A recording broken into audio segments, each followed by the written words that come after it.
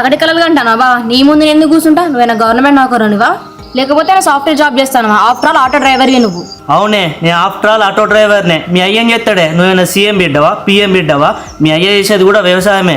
నువ్వు ఇంజనీరింగ్ చదువుతూనే నీకు రెక్కలు వచ్చినాయానే? బాగా మాట్లాడతాను. నేను చదువుకోవాలంటే చదువుకోపోతున్నానే. మా నాన్న చిన్నప్పుడే చనిపోయింది కాబట్టి ఇంటి బాధ్యతలన్నీ నా మీద పడ్డాయి. అందుకే నేను చదువుకోలే. మా నాన్నే బతికుంటే నువ్వు అంటానవా ఇంజనీరింగ్ సాఫ్ట్వేర్ అని? ఆ జాబ్ నేను కొట్టబోతున్నా.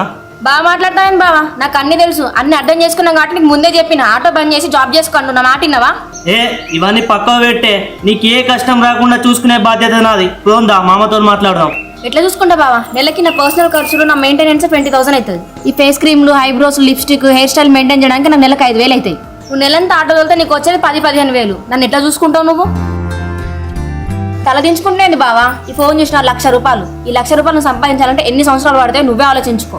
నువ్వేమో కష్టపడి సంపాదించినట్టు బిల్డప్ కొడతానేమే.